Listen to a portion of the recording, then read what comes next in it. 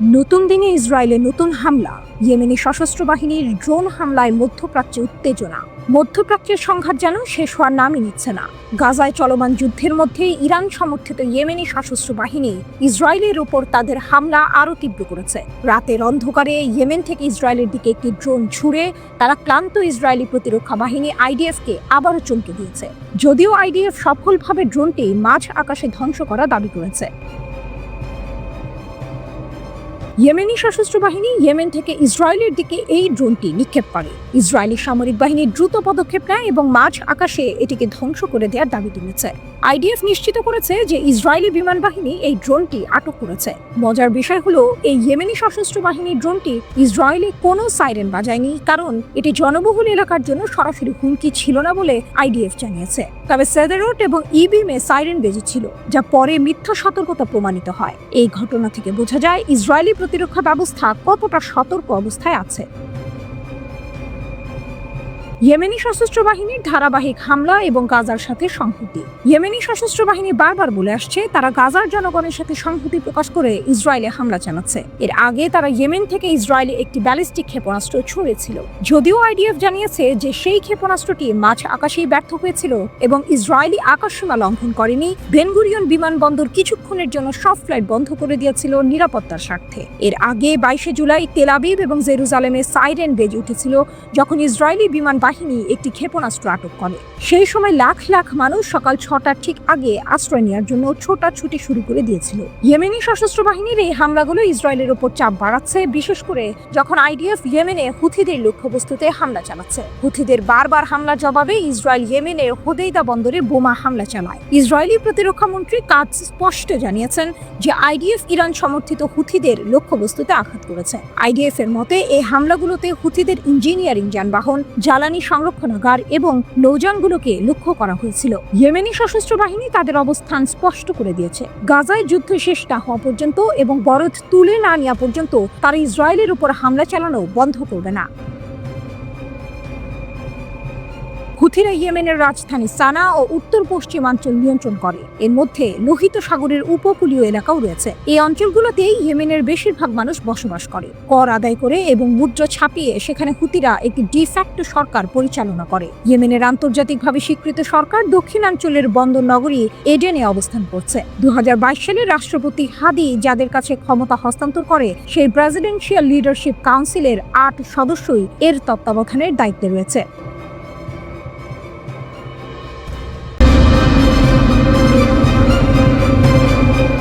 জুনের শুরুর দিকে মধ্যপ্রাচ্যের আকাশে যখন শান্তির ক্ষীণ আলো উঁকি দিচ্ছিল, তখনই তা হঠাৎ করেই অন্ধকারে ডুবে গেল।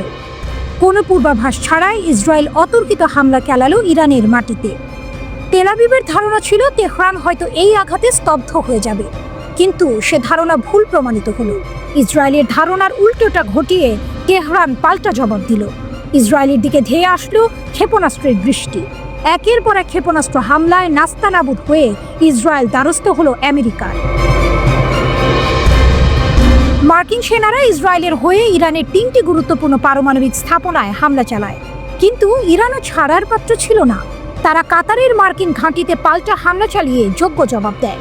টানা 12 দিনের রুদ্ধশ্বাস যুদ্ধের পর যুদ্ধবিরতির প্রস্তাব আসে। এই 12 দিনের যুদ্ধকে ইসরায়েলের প্রধানমন্ত্রী বেনিয়ামিন নেতানিয়াহু দেখছেন এক বিরাট সাফল্য হিসেবে। তার দাবি, এই যুদ্ধে ইরানের কয়েকজন শীর্ষ সামরিক কর্মকর্তাকে হত্যা করা হয়েছে, প্রতিরক্ষা সক্ষমতা দুর্বল করা হয়েছে এবং সবচেয়ে বড় কথা, যুক্তরাষ্ট্রকে ইরানের পারমাণবিক স্থাপনায় হামলার জন্য রাজি করানো গেছে। কিন্তু ইরানও পিছিয়ে নেই। তারাও দাবি করছে এই যুদ্ধে তারাই বিজয়ী হয়েছে। এই বাকযুদ্ধের মধ্যে নতুন পরিকল্পনার কথা জানিয়েছেন নেতানিয়াহু। তিনি বলেছেন, গ্যাসের প্যাডেল থেকে পা সরানোর কোনো ইচ্ছা আমার নেই। এর সহজ অর্থ হলো ইসরায়েল আবারও হামলার প্রস্তুতি নিচ্ছে, যেন এক নতুন যুদ্ধের দামামা বাজছে মধ্যপ্রাচ্যে। আল জাজিরাকে দেওয়া সাক্ষাৎকারে একাধিক বিশ্লেষকের মত অনুসারে ইসরায়েল এখন সেই সুযোগ খুঁজছে যার মাধ্যমে ইরানকে আরও দুর্বল করা যাবে অথবা ইরানের শাসকদের ক্ষমতাচ্যুত করা যাবে। কিন্তু এই ধরনের বড় আকারের অভিযান চালানোর জন্য ইসরায়েলকে যুক্তরাষ্ট্রের অনুমতি নিতে হবে। মার্কিন প্রেসিডেন্ট ডোনাল্ড ট্রাম্পের প্রশাসন কি সেই অনুমতি দেবে? অনেকেই মনে করছেন তা সহজে মিলবে না, কারণ যুক্তরাষ্ট্র হয়তো চাইবে না মধ্যপ্রাচ্যে আবারও বড় ধরনের যুদ্ধ শুরু হোক, যা তাদের অর্থনৈতিক ও রাজনৈতিক স্বার্থের জন্য ক্ষতিকর হতে পারে। এদিকে ইসরায়েল গত 12 দিনের যুদ্ধকে আত্মরক্ষামূলক পদক্ষেপ হিসেবে দাবি করেছিল, যার লক্ষ্য ছিল ইরানের পারমাণবিক কর্মসূচি ধ্বংস করা। যদিও তেহরান বারবার বলে আসছে তাদের কর্মসূচি কেবল বেসামরিক উদ্দেশ্যে, কিন্তু ইসরায়েলের এই হুঙ্কারকে মোটেও হালকাভাবে নিচ্ছে না ইরান। ইরানের প্রেসিডেন্ট মাসুদ পেজেশকিয়ান জানিয়েছেন তারা ইসরায়েলের যে কোনো নতুন সামরিক অভিযানের জন্য প্রস্তুত। তাদের সশস্ত্র বাহিনী আবারও ইসরায়েলের ভেতর গভীরভাবে আঘাত হানতে সক্ষম। ইরান বিষয়ক বিশ্লেষক ট্রিতা পার্সি মনে করেন নেতানিয়াহুর চূড়ান্ত লক্ষ্য হল ইরানকে সিরিয়া বা লেবাননের মতো করে ফেলা, যেখানে ইসরায়েল যখন খুশি তখন হামলা চালাতে পারবে এবং কেউ তেমন জোরালো প্রতিক্রিয়া দেখাবে না। ইসরায়েল মূলত যুদ্ধ পুনরায় শুরু করতে চায়, কারণ তারা চায় ইরানকে এমন এক অবস্থায় নিয়ে আসতে যাতে তা বারবার আঘাত করার জন্য উন্মুক্ত থাকে।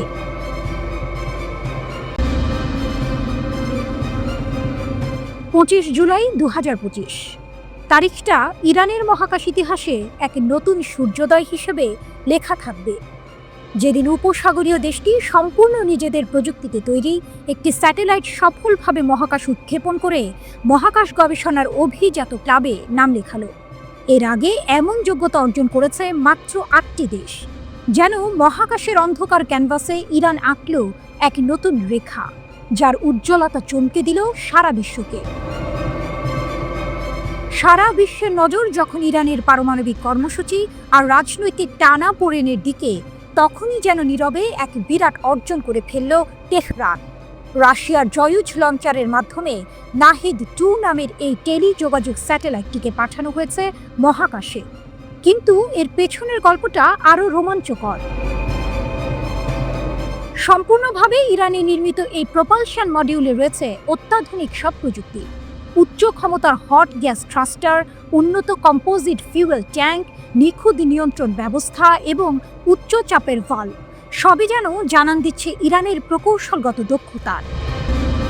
ইরানিয়ান স্পেস এজেন্সি ISA এর কর্মকর্তারা বলছেন নাহিদ-2 স্যাটেলাইটটি তার নিজস্ব প্রপালশন সিস্টেম দিয়ে সজ্জিত, যা কক্ষপথের উচ্চতা সর্বোচ্চ 50 কিলোমিটার পর্যন্ত সামঞ্জস্য করতে পারে। এটি কক্ষপথের ক্ষয়রোধে একটি গুরুত্বপূর্ণ বৈশিষ্ট্য, যা স্যাটেলাইটের কার্যকাল বাড়িয়ে তোলে। রাশিয়ার একটি কসমোড্রোম থেকে সফলভাবে উৎক্ষেপিত এই স্যাটেলাইটটির ওজন মাত্র 110 কেজি। ভূপৃষ্ঠ থেকে 500 কিলোমিটার উচ্চতায় এটি পৃথিবীকে প্রদক্ষিণ করবে এবং এর আয়ুষ্কাল ধরা হয়েছে 2 বছর। মহাকাশে ইরানের কৌশলগত পদচিহ্ন। নাহিদ-2 এর এই উৎক্ষেপণকে মহাকাশে নিজেদের অবস্থান জানান দেওয়ার জন্য ইরানের দীর্ঘমেয়াদী কৌশলের এক মাইলফলক হিসেবে দেখা হচ্ছে। বিশেষ করে স্যাটেলাইট যোগাযোগ এবং পৃথিবীর নিম্ন কক্ষপথে স্যাটেলাইট গুচ্ছ তৈরির ক্ষেত্রে এই অর্জন অত্যন্ত গুরুত্বপূর্ণ। ইরানের তথ্য ও যোগাযোগ প্রযুক্তি মন্ত্রণালয় এই স্যাটেলাইটকে জাতীয় স্যাটেলাইট যোগাযোগ নেটওয়ার্ক উন্নয়ন, দেশীয় LEO নক্ষত্রমণ্ডলী গঠন এবং ভবিষ্যতের উচ্চ কক্ষপথ মিশনের প্রস্তুতির জন্য একটি গুরুত্বপূর্ণ পদক্ষেপ বলে অভিহিত করেছে। ISA প্রধান হাসান সালাউরিয়ে আগেই জানিয়েছিলেন 2025 সালে ইরানের বেশ কয়েকটি স্যাটেলাইট উৎক্ষেপণের পরিকল্পনা রয়েছে, যার মধ্যে জাফর-1, পায়াম এবং এই নাহিদ-2 রয়েছে। সবচেয়ে আকর্ষণীয় তথ্য হলো নাহিদ স্যাটেলাইটের মাধ্যমে পরবর্তী প্রজন্মের নকশা ইতিমধ্যেই শুরু হয়ে গেছে। ইরানের পরিকল্পনা রয়েছে ভবিষ্যতে নিজস্ব লঞ্চ ভেহিকল ব্যবহার করে এই স্যাটেলাইটগুলো উৎক্ষেপণ করার। যদি এই পরিকল্পনা সফল হয়, তবে মহাকাশ শক্তিতে ইরান এক নতুন উচ্চতায় পৌঁছবে।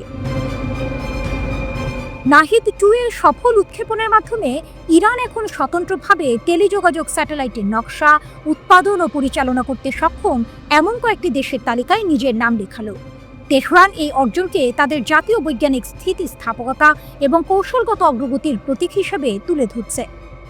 আমেরিকার সাপ্তাহিক ম্যাগাজিন নিউজউইক একটি প্রতিবেদনে লিখেছে, পারমাণবিক আলোচনা যখন আবার শুরু হওয়ার পথে, তখন পশ্চিমা শক্তিগুলো ইরানের মহাকাশ কার্যক্রমকে আরও নিবিড়ভাবে পর্যবেক্ষণ করবে।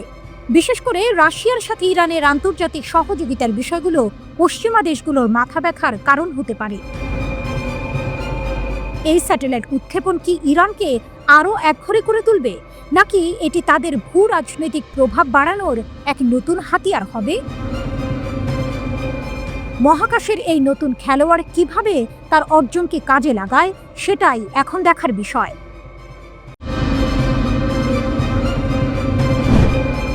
শুধু পারমাণবিক নয়, ইসরায়েলের জন্য খামেনির নতুন হুঁশিয়ারি। মিসাইল সংকটে আমেরিকা, ইরান কি যুদ্ধের ঢোল বাজাচ্ছে আরও জোরে? মধ্যপ্রাচ্যের আকাশ জুড়ে এখন কেবলই চাপা উত্তেজনা। একদিকে ইসরায়েল এবং যুক্তরাষ্ট্রের কঠোর হুঁশিয়ারি, অন্যদিকে ইরানও তার সামরিক সক্ষমতা বাড়ানোর ঘোষণা দিচ্ছে। এই টানটান পরিস্থিতির মাঝেই ইরানের সর্বোচ্চ নেতা আয়াতুল্লাহ আলী খামেনি ইসরায়েলের বিরুদ্ধে এক নতুন হুমকি দিয়েছেন।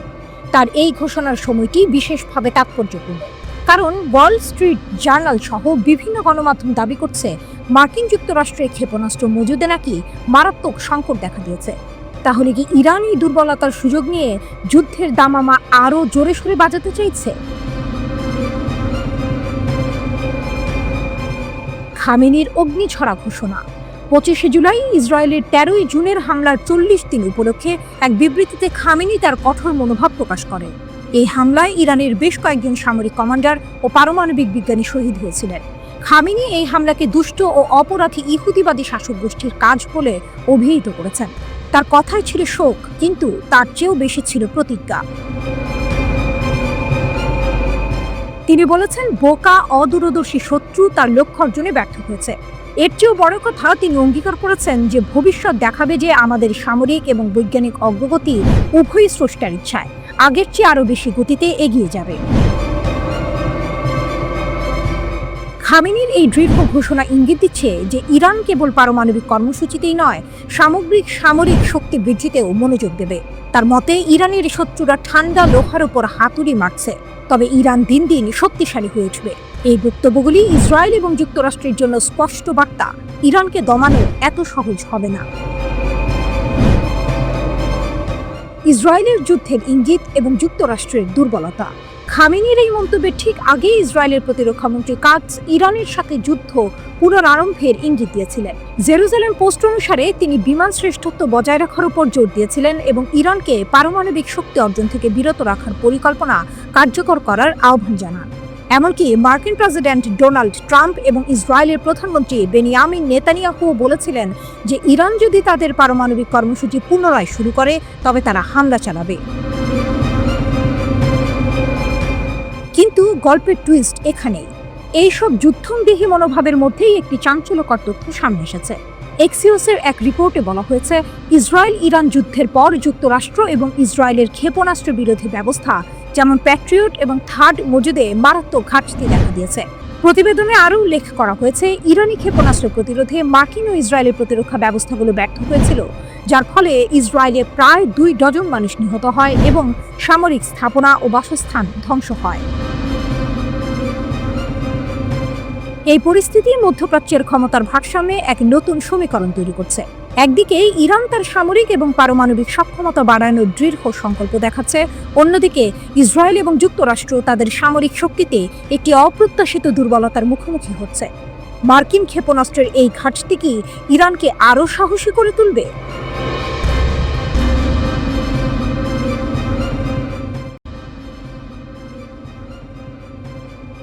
আগুন নিয়ে খেলছে ইসরায়েল, এরদোয়ানের বজ্রকণ্ঠ, যুদ্ধ ও পারমাণবিক উচ্চাকাঙ্ক্ষা।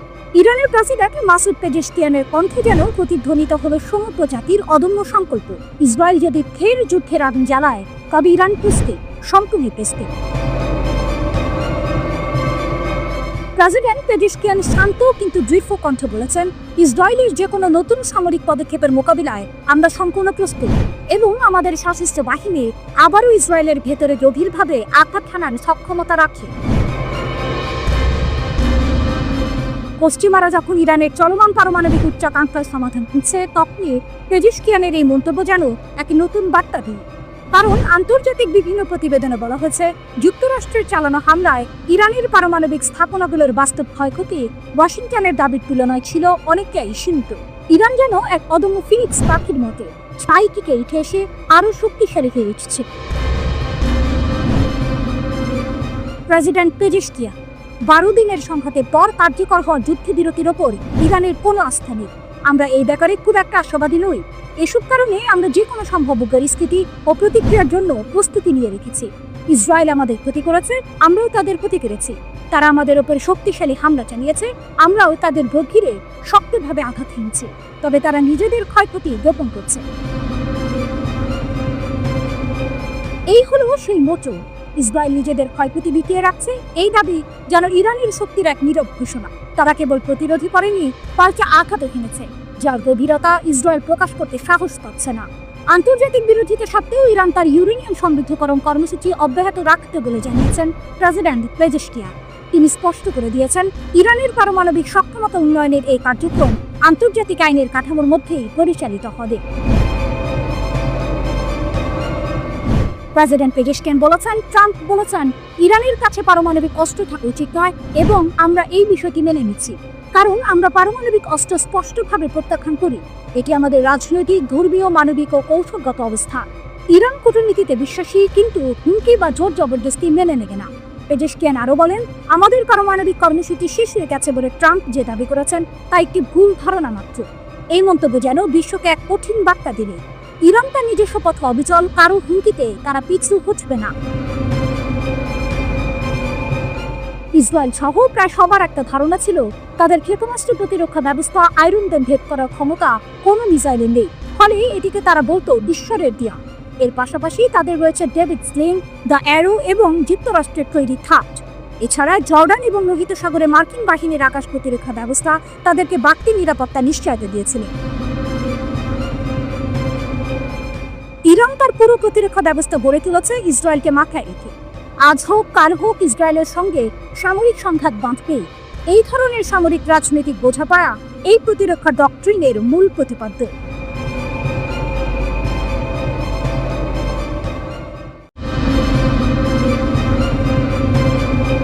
যুদ্ধ, ক্ষমতার টানাপোড়েন আর গোপন কূটনীতির এই সময়ে মস্কোর বুকে ঘটল এক নাটকীয় মোড়, যা হয়তো বদলে দিতে পারে বিশ্ব রাজনীতির গতিপথ। ইরান ও রাশিয়া দুই নায়ক, যারা নিজেদের অস্তিত্বের লড়াইয়ে অবিচল, এক নতুন অধ্যায়ের সূচনা করলেন। মস্কোর মঞ্চে দুই নায়ক, প্রতিরক্ষা সহযোগিতার নতুন সমীকরণ।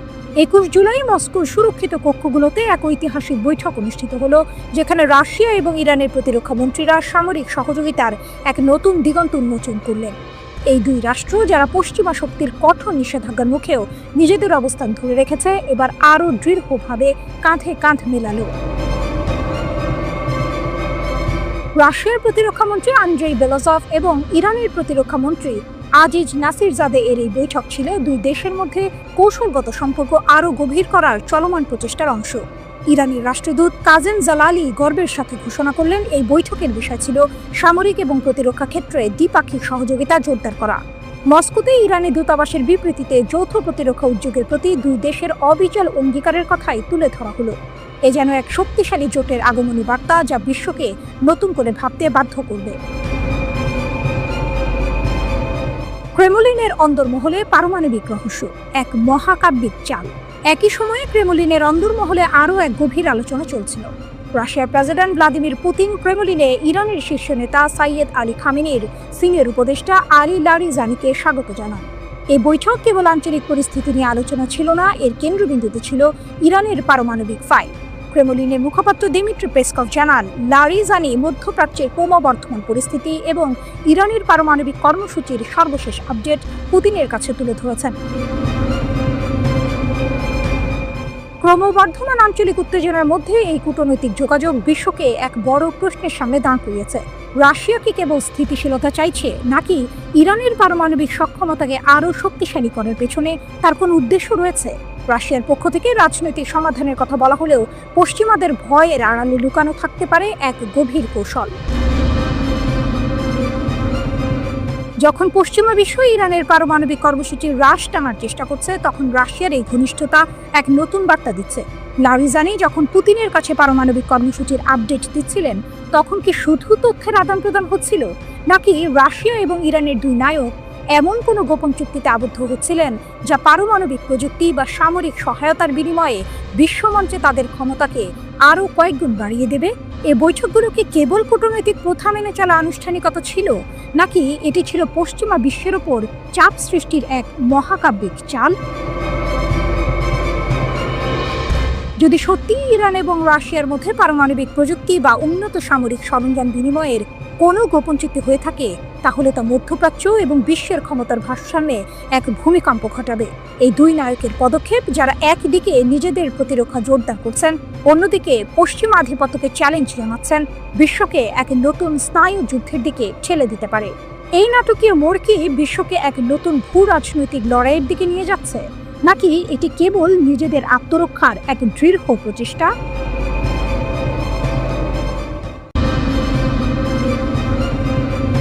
ইসরায়েলের সঙ্গে 12 দিনের সংঘাতের পর ইরান তাদের আকাশ প্রতিরক্ষা ব্যবস্থা মেরামত করে ফেলেছে।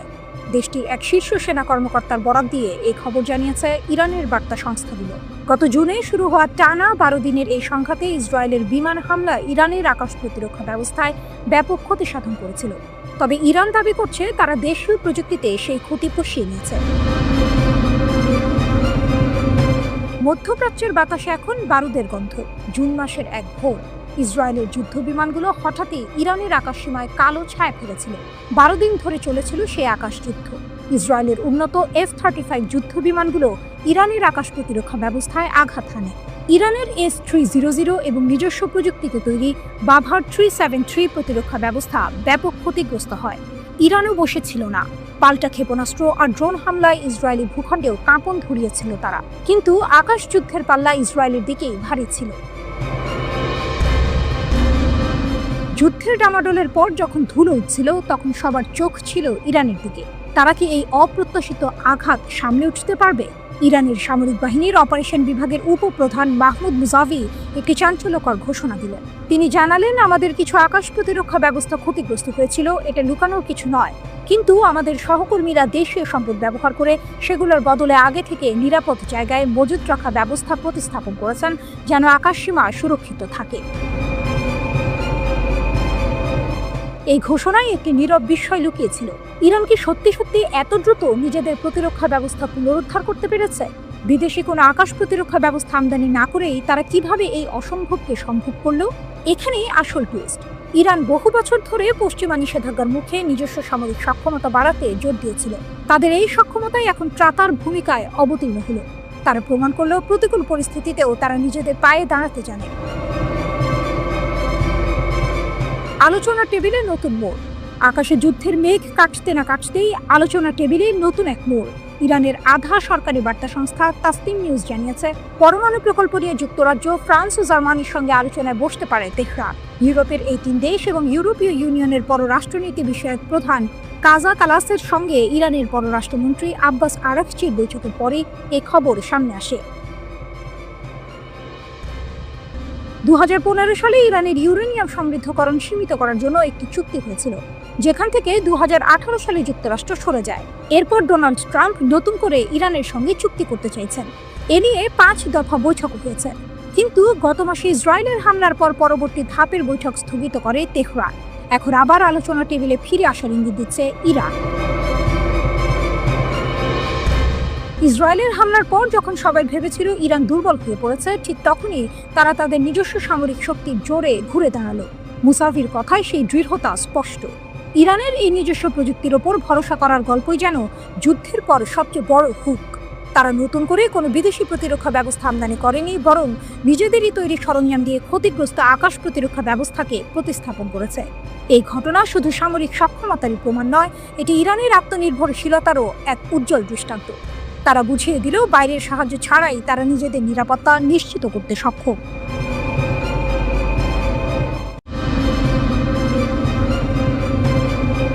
যুদ্ধ যখন চাপা পড়ে যায় আলোচনার টেবিলে, তখন কি সব শেষ হয়ে যায়, নাকি পর্দার আড়ালে চলে আরো বড় কোনো খেলা?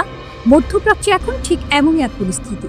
ইসরায়েলের একের পর এক সামরিক আঘাতে ইরান কি দুর্বল হয়ে গেছে? তেহরান কি হাল ছেড়ে দিয়েছে, নাকি আরো বড় কোনো চাল চেলে নিজেদের হারানো প্রভাব ফিরিয়ে আনার চেষ্টা করছে? CNN এর বিশ্লেষণ। নিঃশব্দে এক নতুন খেলা। মধ্যপ্রাচ্যের বাতাসে এখন চাপা উত্তেজনা। ইরানের প্রক্সি গ্রুপগুলো যেন নতুন করে জেগে উঠেছে। লোহিত সাগরের গুরুত্বপূর্ণ জলপথ, ইরাকের তেলক্ষেত্র, এমনকি লেবাননের সীমান্তের ওপার থেকে আসছে একের পর এক চাঞ্চল্যকর খবর। মনে হচ্ছে ইরান তার আঞ্চলিক প্রভাব পুনর্গঠনের চেষ্টা করছে, যা গত প্রায় 2 বছরের ধ্বংসাত্মক ইসরায়েলি সামরিক অভিযানে অনেকটাই ক্ষয়প্রাপ্ত হয়েছিল। ওয়াশিংটন ইনস্টিটিউটের সিনিয়র ফেলো মাইকেল নাইটস বলেছেন, ইরান কখনোই তাদের গোষ্ঠীগুলিকে পুনরায় সরবরাহ করা বন্ধ করবে না। এই কথাতেই লুকিয়ে আছে পুরো গল্পের মূল সুর। ইসরায়েল ইরানের গুরুত্বপূর্ণ সামরিক ব্যক্তিত্বদের হত্যা করেছে, এমনকি ইসলামিক রিভলিউশনারি গার্ড কর্পস IRGCর প্রধান হোসেন সালামিকে হারানোর পরও ইরান থেমে নেই।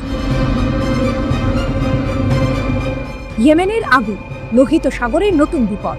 যুদ্ধের মাত্র 3 দিন পরেই লোহিত সাগরে 750 টন ইরানি ক্ষেপণাস্ত্র এবং সামরিক সরঞ্জামবাহী একটি জাহাজ আটক করা হলো। কি ছিল তাতে? ক্ষেপণাস্ত্র, ড্রোন ইঞ্জিন, রাডার সিস্টেম, সবকিছুই যাচ্ছিল ইয়েমেনের হুথিদের কাছে। মার্কিন সামরিক বাহিনী একে ইয়েমেনের ইতিহাসে বৃহত্তর অস্ত্র আটক হিসেবে আখ্যা দিয়েছে, কিন্তু ইরান এই অভিযোগ সম্পূর্ণ অস্বীকার করে একে আমেরিকার প্রতারণামূলক প্রচেষ্টা বলে অভিহিত করেছে। তবে হুথিরা থেমে নেই। সম্প্রতি তারা গ্রিক মালিকানাধীন একটি জাহাজে হামলা চালিয়েছে, যেখানে 4 জন ক্রু সদস্য নিহত, অন্যরা আহত এবং 11 জন নিখোঁজ হয়েছে। কয়েকদিন আগে আরেকটি লাইবেরিয়ার পতাকাবাহী জাহাজে চালকবিহীন নৌকা, ক্ষেপণাস্ত্র এবং ড্রোন ব্যবহার করে হামলা চালানো হয়। কয়েক মাস শান্ত থাকার পর লোহিত সাগরে এই নতুন করে হামলাগুলো কি ইঙ্গিত দিচ্ছে যে ইরান আবার সক্রিয় হয়ে উঠছে? ইরাকের তেলক্ষেত্র, লেবাননের হিজবুল্লাহ।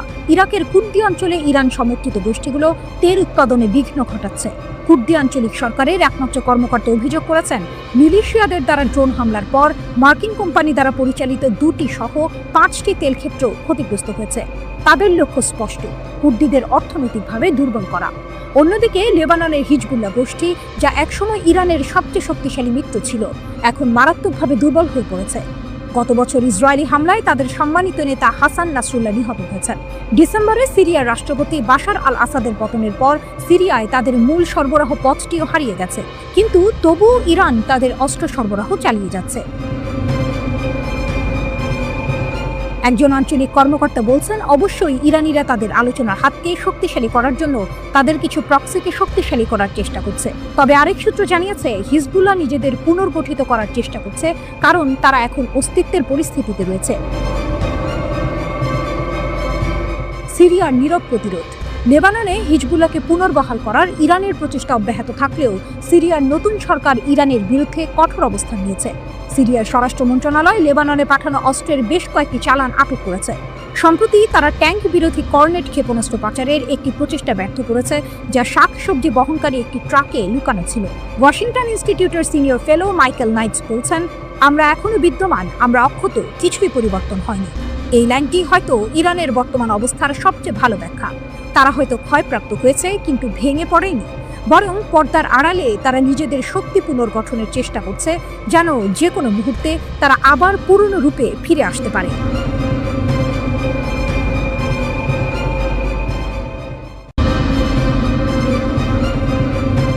ইসরায়েল পাকিস্তানের ছায়াযুদ্ধ, কার পালা এবার? মিডল ইস্ট আইয়ের বিশ্লেষণ।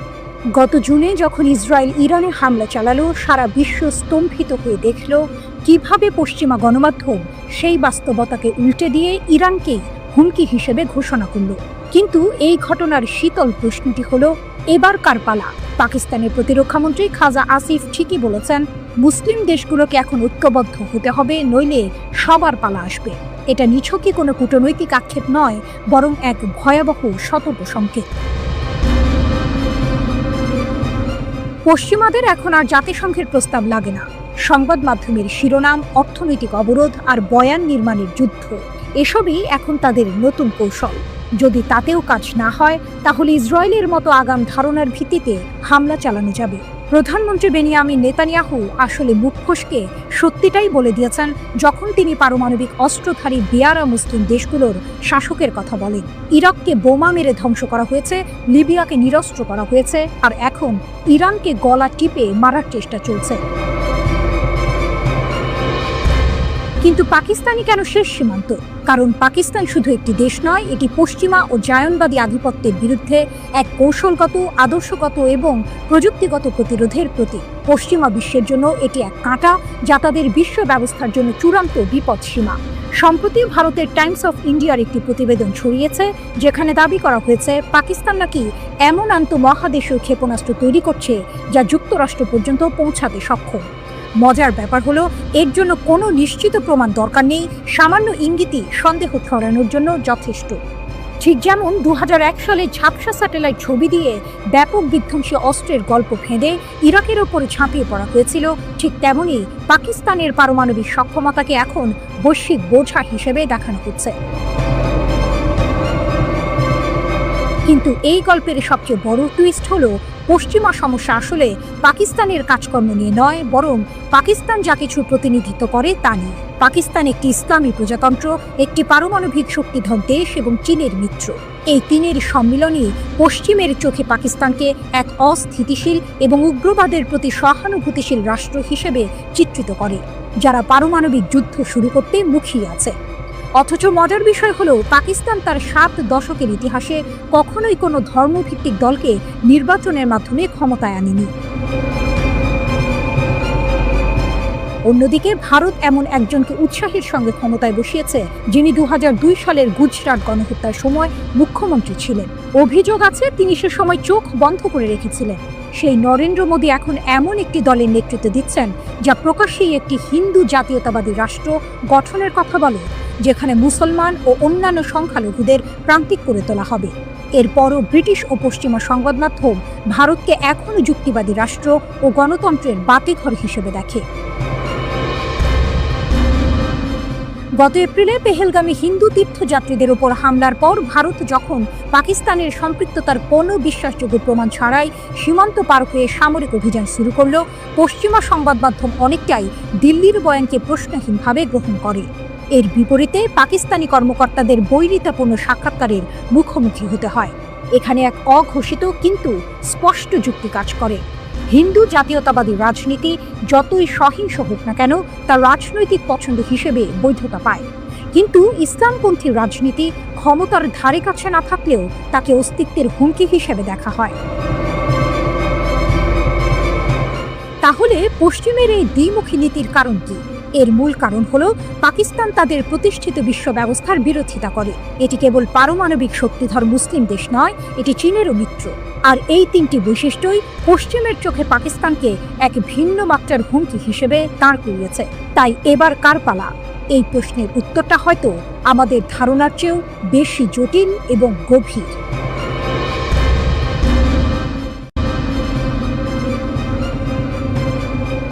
পশ্চিমা নিষেধাজ্ঞার খড়গ ঝুলছে ইরানের উপর। সময়সীমা ঘনিয়ে আসছে অগাস্টে। কিন্তু পশ্চিমারা যখন তেহরানকে কোণঠাসা করার চেষ্টা করছে, ইরান তখন তার সামরিক সক্ষমতার এক নতুন দৃষ্টান্ত স্থাপন করেছে, যা ইসরায়েলের অত্যাধুনিক প্রতিরক্ষা ব্যবস্থাকেও চ্যালেঞ্জের মুখে ফেলে দিয়েছে। অপ্রত্যাশিত সামরিক চাল, ইসরায়েলের আকাশ প্রতিরক্ষা ভেদ। ইসরায়েলের আকাশ প্রতিরক্ষা ব্যবস্থা বিশ্বজুড়ে বেশ সুপরিচিত। যুক্তরাষ্ট্রের সহায়তায় গড়ে ওঠা এই 4 স্তর বিশিষ্ট প্রতিরক্ষা ব্যবস্থা, যার মধ্যে রয়েছে অ্যারো 3, অ্যারো 2, ডেভিড স্লিং এবং আয়রন ডোম, যে কোনো ক্ষেপণাস্ত্র হামলা প্রতিহত করতে সক্ষম বলে দাবি করা হয়। কিন্তু অপারেশন ট্রু প্রমিস 3-তে ইরান দেখিয়ে দিয়েছে এই ব্যবস্থাতেও ফাঁক থাকতে পারে। আগে ইরান সাধারণত রাতে ব্যাপক আকারে ক্ষেপণাস্ত্র হামলা চালাতো, কিন্তু এবার তারা কৌশল বদলেছে। দিনের বেলায় ছোট ছোট নির্ভুল হামলা চালিয়ে ইসরায়েলের প্রতিরক্ষা ব্যবস্থার প্রতিক্রিয়া পর্যবেক্ষণ করেছে। হামলার পাল্লা, গতিপথ এবং সময় পরিবর্তন করে ইরান ইসরায়েলের প্রতিরক্ষা ব্যবস্থাকে তার সর্বোচ্চ সমন্বয় ক্ষমতার বাইরে নিয়ে যেতে বাধ্য করেছে। ইসরায়েলি ক্ষেপণাস্ত্র বিশেষজ্ঞ কালিস্কির ভাষায়, তারা ইসরায়েলি প্রতিরক্ষা ব্যবস্থাকে বিচ্ছিন্ন করার চেষ্টা করেছে। সবচেয়ে বড় চমক ছিল ইসরায়েলের ফাত্তা-1 হাইপারসনিক ক্ষেপণাস্ত্রের ব্যবহার।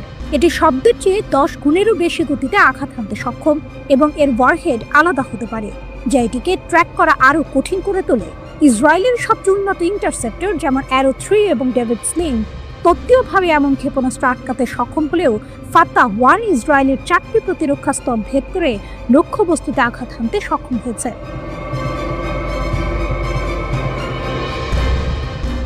ব্যয়বহুল প্রতিরক্ষা বনাম ইরানের উদ্ভাবন। এই হামলার ফলে ইসরায়েলের ইন্টারসেপ্টরের খরচ এবং ঘাটতি প্রকটভাবে সামনে এসেছে। ইসরায়েলকে বাধ্য হয়ে সবচেয়ে বড় হুমকির ক্ষেপণাস্ত্রগুলোকেই কেবল টার্গেট করতে হচ্ছে। এর অর্থ হলো কিছু ক্ষেপণাস্ত্র ইসরায়েলের প্রতিরক্ষা ব্যবস্থা ভেদ করে চলে গেছে। এই ঘটনাগুলো বিশেষ করে সংঘাতের গতি এবং ভৌগোলিক নিয়ন্ত্রণ করার ইরানের ক্ষমতা, কৌশলগত ক্ষমতার ভারসাম্যে একটি উল্লেখযোগ্য পরিবর্তনের ইঙ্গিত দেয়। এমনকি পশ্চিমা বিশেষজ্ঞরাও স্বীকার করতে বাধ্য হয়েছেন যে ইরান পশ্চিমা ক্ষেপণাস্ত্র প্রতিরক্ষা মতবাদের মূল নীতিকে চ্যালেঞ্জ করেছে। র্যান্ড কর্পোরেশনের রাফায়েল কোহেন স্বীকার করেছেন যে কোনো ক্ষেপণাস্ত্র ব্যবস্থা, এমনকি ইসরায়েলের মতো অত্যাধুনিক ব্যবস্থাও শেষ পর্যন্ত দুর্বলতা প্রকাশ করবে। তার মতে একটি প্রতিরক্ষা ব্যবস্থার মূল বিষয় হলো নিখুঁত একক স্তর তৈরি করা নয়, বরং এর সম্মিলিত প্রভাব। তালিস্কি যেমনটি বলেছেন, আমরা উভয়েই শেখার প্রক্রিয়ায় আছি। তারা তাদের আক্রমণ উন্নত করার চেষ্টা করছে আর আমরা আমাদের প্রতিরক্ষা। এই উক্তিটি ইসরায়েলি দর্শকদের আশ্বস্ত করার উদ্দেশ্যে বলা হলেও এটি তেহরানের দীর্ঘদিনের দাবিকেই সমর্থন করে। প্রতিরোধ, উদ্ভাবন এবং কৌশলগত গভীরতা ভারী সশস্ত্র প্রতিপক্ষের বিরুদ্ধেও ক্ষমতার ভারসাম্যকে বদলে দিতে পারে। ইরানকে তাহলে পশ্চিমাদের নিষেধাজ্ঞার চাপ উপেক্ষা করে নিজস্ব পথেই হাঁটবে, নাকি শেষ মুহূর্তে কোনো চুক্তি হবে? অগাস্টের সময়সীমা ঘনিয়ে আসার সাথে সাথে এই প্রশ্নগুলোর উত্তর আরও স্পষ্ট হবে।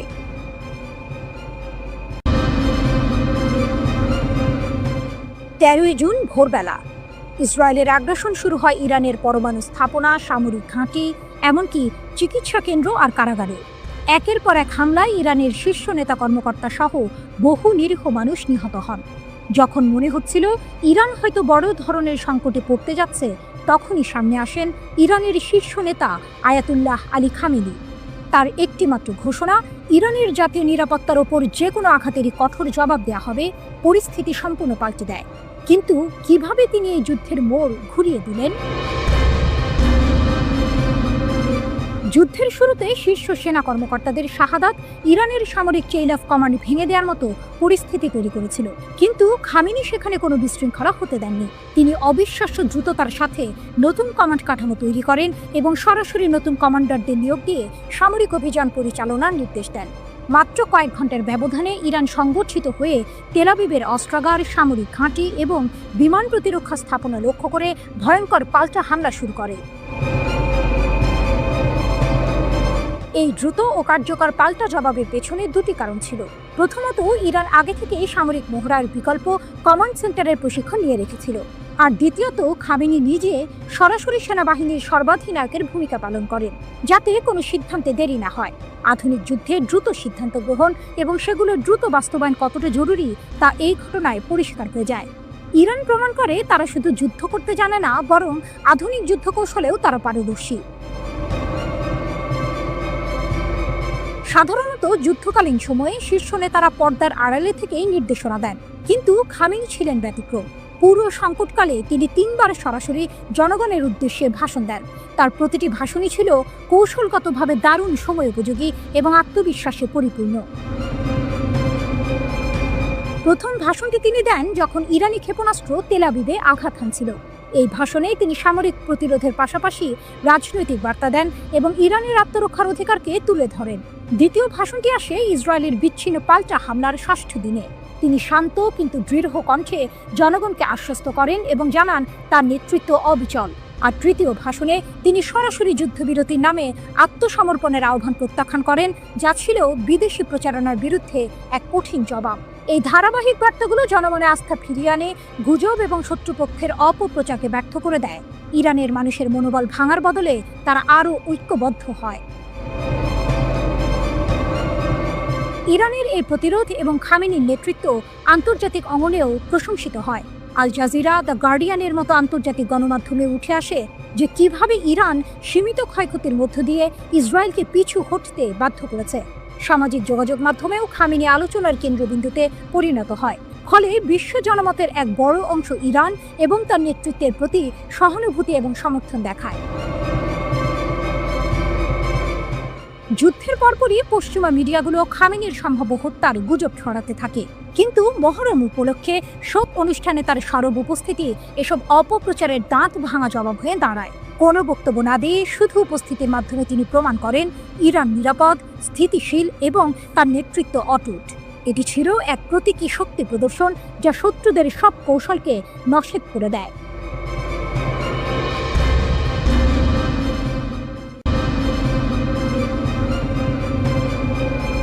ফাতা-2 ইসরায়েলের জন্য চ্যালেঞ্জ। ইরানের ফাতা-2 ক্ষেপণাস্ত্র প্রচলিত ব্যালিস্টিক ক্ষেপণাস্ত্রের চেয়ে অনেক বেশি উন্নত। এর প্রধান বৈশিষ্ট্য হলো এটি উড়ার সময় দিক পরিবর্তন করতে পারে, যা এটিকে ইসরায়েলের ক্ষেপণাস্ত্র প্রতিরক্ষা ব্যবস্থার জন্য অত্যন্ত কঠিন একটি লক্ষ্যে পরিণত করেছে। ফাতা-2 এর বিশেষত্ব কি? ফাতা-2 এর উড্ডয়ন প্রক্রিয়া কয়েকটি ধাপে সম্পন্ন হয়। বুস্টার বিচ্ছিন্নকরণ। প্রথমে বুস্টার রকেট আলাদা হয়ে যায় এবং ওয়ারহেড বহনকারী গ্লাইড ভেহিকল স্বাধীনভাবে উঠতে শুরু করে। বায়ুমণ্ডলে পুনঃপ্রবেশ। প্রচণ্ড গতিতে বায়ুমণ্ডলে পুনঃপ্রবেশের সময় গ্লাইড ভেহিকল তার বায়ুগতীয় নকশা এবং ছোট তরল জ্বালানি ইঞ্জিন ব্যবহার করে অপ্রত্যাশিতভাবে ম্যানুভার করে। এটি সাধারণত ভূপৃষ্ঠ থেকে 12 থেকে 30 কিলোমিটার উপরে ওঠে। লক্ষ্যের দিকে অগ্রগমন। যখন এটি লক্ষ্যের কাছাকাছি আসে তখন এটি আরও নিচু অবস্থায় নেমে আসে এবং ম্যাক 5 এর বেশি গতিতে তীক্ষ্ণ ও এড়িয়ে যাওয়ার মতো ম্যানুভার করে। এই গতি, তৎপরতা এবং পরিবর্তনশীল উড়ন্ত পথ ফাতা-2কে ট্র্যাক করা বা ইন্টারসেপ্ট করা অত্যন্ত কঠিন করে তোলে। প্রচলিত ব্যালিস্টিক ক্ষেপণাস্ত্রগুলো একটি নির্দিষ্ট প্যারাবোলিক গতিপথ অনুসরণ করে, কিন্তু ফাতা-2 এই প্যাটার্ন ভেঙে দেয়। এটি হাইড্রোসাইন ফুয়েল দ্বারা চালিত। বায়ুগতীয় নিয়ন্ত্রণ পৃষ্ঠতল এবং একটি মুভেবল নজল ব্যবহার করে বায়ুমণ্ডলের মধ্য দিয়ে গ্লাইড করার সময় তার গতিপথ পরিবর্তন করে। ইসরায়েলের আকাশে ড্রাগন টেল দেখার কারণ এটি। এই ক্রমাগত এবং অপ্রত্যাশিত গতিপথ পরিবর্তন ক্ষেপণাস্ত্রটিকে ট্র্যাক করা অত্যন্ত কঠিন করে তোলে। এর অস্থির উড়ন্ত পথ রাডার সিস্টেমকে বিভ্রান্ত করে এবং টার্গেটিং অ্যালগরিদমকে হতবাক করে দেয়, যা আরও প্রচলিত স্থিতিশীল গতিপথ পরিচালনার জন্য ডিজাইন করা হয়েছিল। ফাতা-2 এর মূল অংশ হলো একটি গোলাকার সলিড ফুয়েল ইঞ্জিন। এটি পুনঃপ্রবেশের সময় সুনির্দিষ্ট স্টিয়ারিং এবং নিয়ন্ত্রিত ত্বরণ নিশ্চিত করে। ইরানি কর্মকর্তারা দাবি করেছেন ফাতা-2 এর রাডার এড়ানোর ক্ষমতা রয়েছে, যা সম্ভবত স্টিলথ প্রযুক্তির ইঙ্গিত দেয়। ইরান আরও দাবি করেছে যে ফাতা-2 12 দিনের যুদ্ধে ইসরায়েলি বিমান প্রতিরক্ষা ব্যবস্থা ভেদ করে সামরিক গোয়েন্দা সংস্থা এবং তেল আবিবের ইসরায়েলি বিমান প্রতিরক্ষা সদর দফতর সহ উচ্চমূল্যের লক্ষ্যবস্তুতে আঘাত হেনেছে। ইসরায়েলের প্রতিরক্ষা ব্যবস্থার ব্যর্থতা। ইসরায়েলের আয়রন ডোম, ডেভিডের স্লিং এবং অ্যারো অ্যান্টি ব্যালিস্টিক মিসাইল সিস্টেমের মতো একটি বহুস্তরীয় ক্ষেপণাস্ত্র প্রতিরক্ষা ব্যবস্থা রয়েছে। তবে ফাতা-2 এর মতো হাইপারসোনিক ক্ষেপণাস্ত্রগুলো এই ব্যবস্থার জন্য একটি বড় চ্যালেঞ্জ তৈরি করেছে। আয়রন ডোম 40 মাইল পর্যন্ত পাল্লার লক্ষ্যবস্তু মোকাবিলা করতে পারে।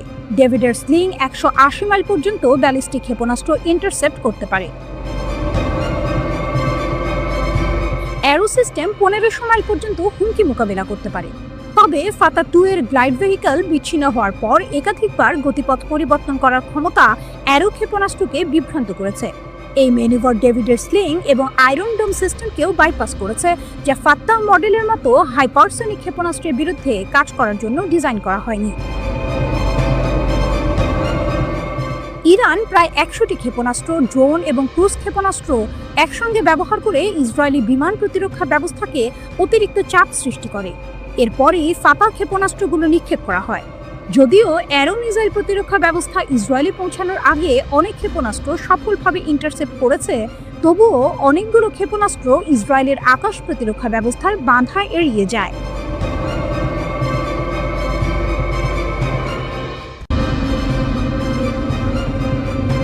এক অদ্ভুত যুদ্ধ, ইসরায়েল ইরান সংঘাত ও পর্দার আড়ালের রাজনীতি। 13 জুন 2025 ভোর 3টা। 200 এরও বেশি ইসরায়েলি যুদ্ধবিমান প্রবেশ করল ইরানের আকাশ সীমায়। তাদের লক্ষ্য ছিল 100টিরও বেশি পারমাণবিক, সামরিক এবং অবকাঠামো লক্ষ্যবস্তু। এটি ছিল একটি সমন্বিত হামলা। এরপরের 12 দিনের যুদ্ধকে কেউ কেউ বলছেন ইতিহাসের সবচেয়ে অদ্ভুত যুদ্ধ, কারণ এই যুদ্ধের 3 প্রধান পক্ষ ইরান, ইসরায়েল ও মার্কিন যুক্তরাষ্ট্র প্রত্যেকেই নিজেদের বিজয় দাবি করেছে।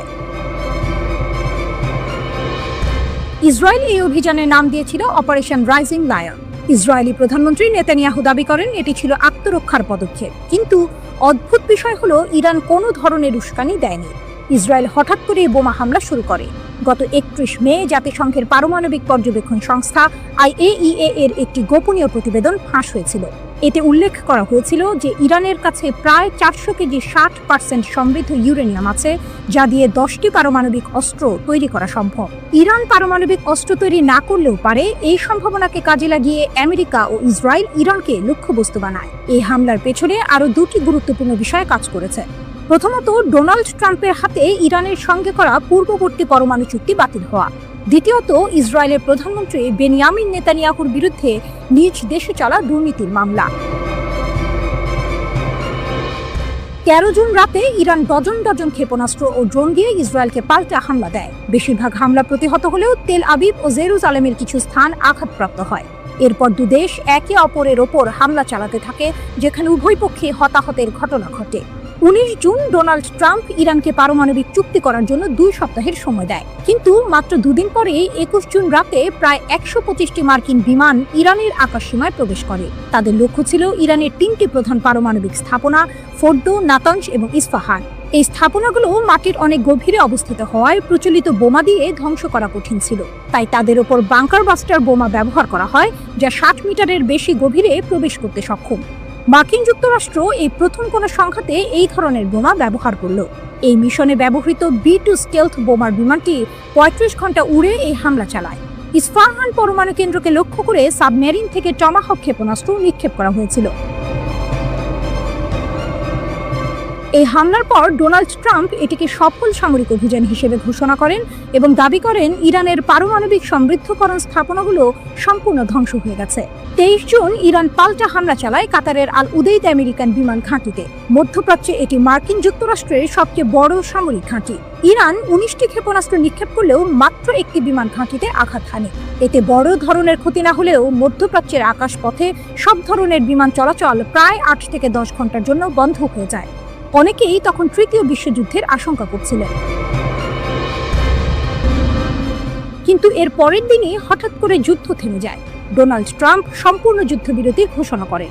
সবার মনে প্রশ্ন জাগে, কি হচ্ছে? ভূ রাজনৈতিক বিশেষজ্ঞরা মনে করেন ইরান এই যুদ্ধ চালিয়ে যেতে চায়নি, কিন্তু ইসরায়েল আগে হামলা করায় ইরান তার জনগণকে বোঝাতে চেয়েছিল যে তারা যথাযথ পাল্টা জবাব দিয়েছে। 23 জুনের হামলায় ইরান কাতার ও মার্কিন যুক্তরাষ্ট্রকে আগাম সতর্ক করেছিল, যার ফলে মার্কিন যুক্তরাষ্ট্র তাদের বেশিরভাগ বিমান সরিয়ে নিতে পেরেছিল এবং ক্ষয়ক্ষতির পরিমাণ কম হয়েছিল। ইরানের সর্বোচ্চ নেতা দাবি করেন তাদের পারমাণবিক স্থাপনার তেমন ক্ষতি হয়নি এবং তারা যুদ্ধে জয়ী হয়েছেন। অন্যদিকে ট্রাম্প নিজেকে যুদ্ধ থামানোর নায়ক হিসেবে উপস্থাপন করেন এবং নোবেল পুরস্কারের দাবি করেন। ইসরায়েলি প্রধানমন্ত্রী নেতানিয়াহু নিজেকে বিজয়ী দাবি করেন ইসরায়েল ইরানের সব পারমাণবিক স্থাপনা ধ্বংস করে দিয়েছে। ইসরায়েলিদের মধ্যে 70% এই হামলাকে সমর্থন করে। মজার ব্যাপার হলো ইসরায়েলি বেনিয়ামিন নেতানিয়াহুর বিরুদ্ধে দুর্নীতির 3টি মামলা চলছে।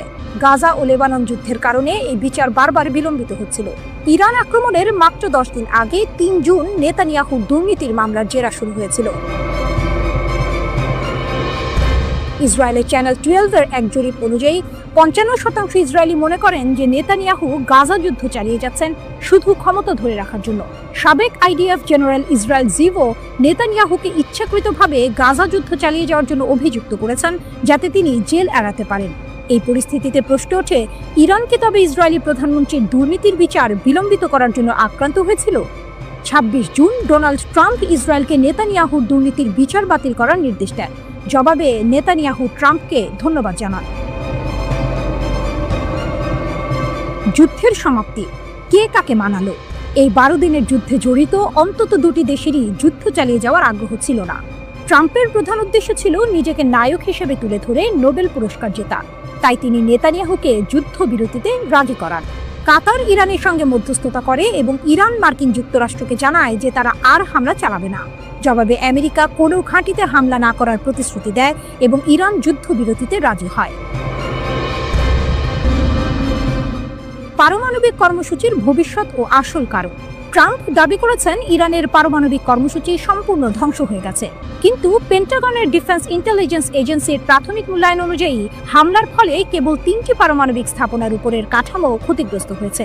বোমা ও ক্ষেপণাস্ত্রগুলো সেন্ট্রিফিউজ এবং উচ্চ সমৃদ্ধ ইউরেনিয়াম সম্পূর্ণ ধ্বংস করতে পারেনি। তাদের মতে হামলার আগেই সমৃদ্ধ ইউরেনিয়াম নিরাপদ স্থানে সরিয়ে নেওয়া হয়েছিল এবং এই 12 দিনের যুদ্ধ ইরানের পারমাণবিক কর্মসূচিকে কয়েক মাস বিলম্বিত করেছে মাত্র। প্রশ্ন হলো, এই যুদ্ধের পর ইরান কি পারমাণবিক অস্ত্র তৈরি বন্ধ করবে নাকি আরও জোরে সোরে এগোবে? ইরানের দৃষ্টিকোণ থেকে তারা এখন দেখেছে যে পারমাণবিক অস্ত্রের সন্দেহ থাকলে যে কোনো দেশ তাদের আক্রমণ করতে পারে, কিন্তু যদি তাদের সত্যিই পারমাণবিক অস্ত্র থাকে তাহলে কেউ আক্রমণ করার সাহস করবে না। উত্তর কোরিয়া এর প্রকৃষ্ট উদাহরণ। ওয়াশিংটনের আর্মস কন্ট্রোল অ্যাসোসিয়েশন মনে করে সামরিক হামলা কেবল ইরানের পারমাণবিক অস্ত্র তৈরির সংকল্পকে আরও শক্তিশালী করবে, যদিও ইরানের আনুষ্ঠানিক দাবি তাদের পারমাণবিক কর্মসূচি বেসামরিক ও শান্তিপূর্ণ উদ্দেশ্যে। সুপ্রিম লিডার খামেনি 2003 সালে পারমাণবিক অস্ত্র কর্মসূচি স্থগিতের ফতোয়া জারি করেছিলেন, যা আনুষ্ঠানিকভাবে এখনও বাতিল হয়নি। মার্চ 2025-এ মার্কিন director of national intelligence Tulsi Gabbard মার্কিন কংগ্রেসে সাক্ষ্য দিয়েছিলেন যে ইরান পারমাণবিক অস্ত্র তৈরি করছে না, কিন্তু ইসরায়েলের হামলার পর তিনি মত পাল্টে বলেন ইরান সত্যিই পারমাণবিক অস্ত্র তৈরি করছে এবং কয়েক সপ্তাহের মধ্যেই তা প্রস্তুত হতে পারে।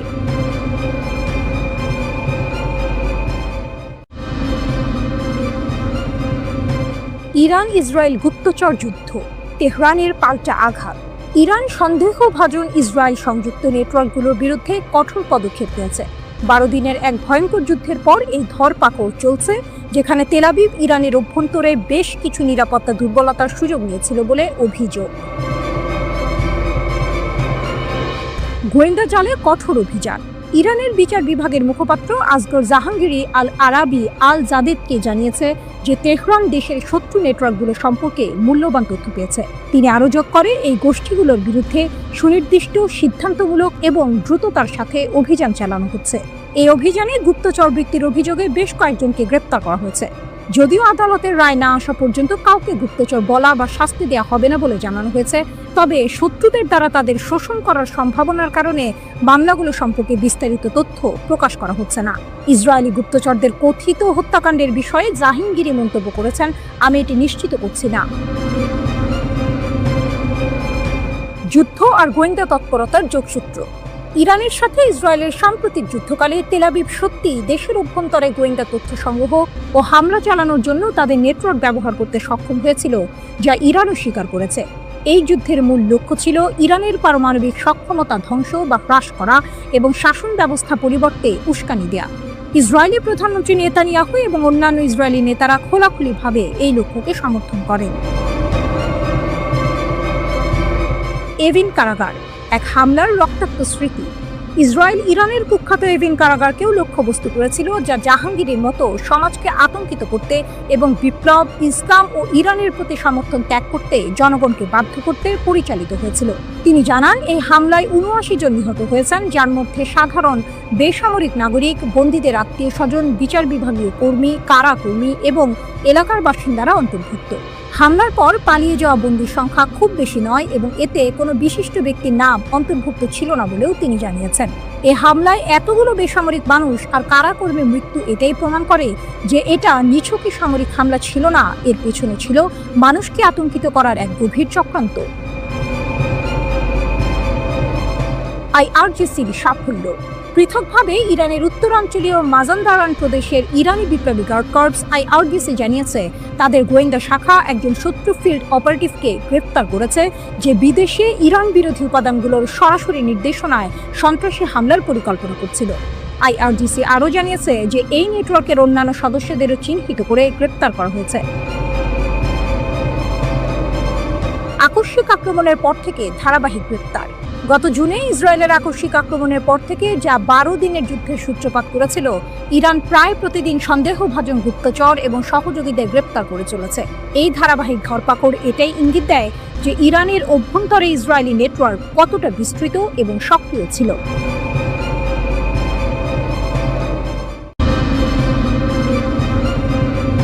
মার্কিন ঘাঁটিতে ইরানের হামলায় বড়সড় ক্ষতি। ট্রাম্পের দাবি কি মিথ্যা?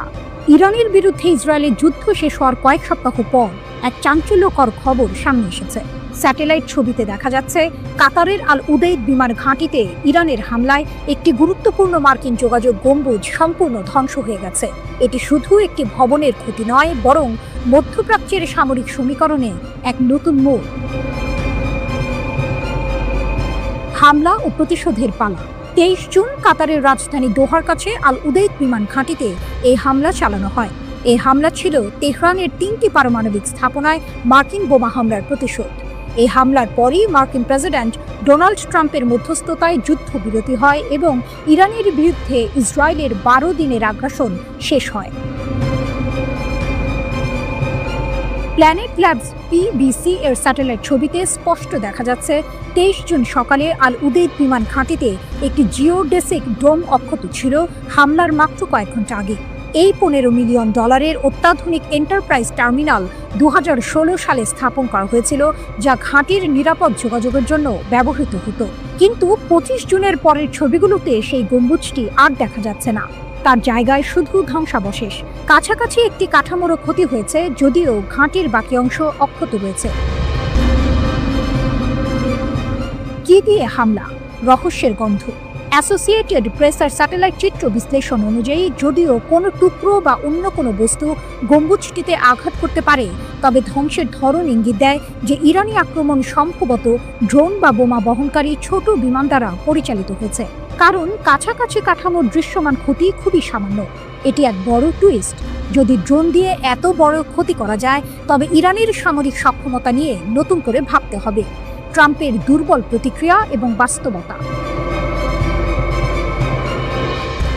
যুক্তরাষ্ট্রের প্রেসিডেন্ট ট্রাম্প ইরানের এই আক্রমণকে খুব দুর্বল প্রতিক্রিয়া হিসেবে বর্ণনা করেছিলেন।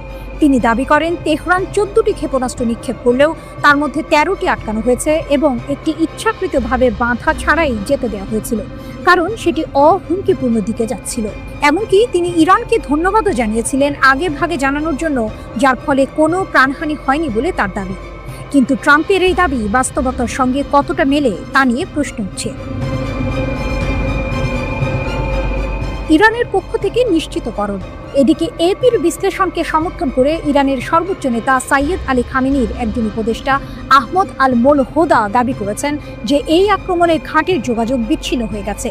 তিনি আরও বলেন, ঘাঁটির সমস্ত সরঞ্জাম সম্পূর্ণরূপে ধ্বংস হয়ে গেছে এবং এখন মার্কিন কমান্ড স্ট্রিং এবং আল উদেইদ ঘাঁটি থেকে তার অন্যান্য সামরিক ঘাঁটির সাথে সংযোগ সম্পূর্ণভাবে বিচ্ছিন্ন করা হয়েছে। আল মোলহোদার এই দাবি যদি সত্য হয়, তাহলে এটি যুক্তরাষ্ট্রের জন্য একটি বড় সামরিক এবং কৌশলগত পরাজয়। ট্রাম্পের দুর্বল প্রতিক্রিয়া দাবি কি তাহলে সম্পূর্ণ মিথ্যে ছিল? স্যাটেলাইট ছবি এবং ইরানের কর্মকর্তার দাবি মিলে গেলে এটি শুধু একটি ডোম ধ্বংসের ঘটনা নয়, বরং যুক্তরাষ্ট্রের সামরিক সক্ষমতা এবং মধ্যপ্রাচ্যে তাদের প্রভাব নিয়ে নতুন করে প্রশ্ন তুলবে।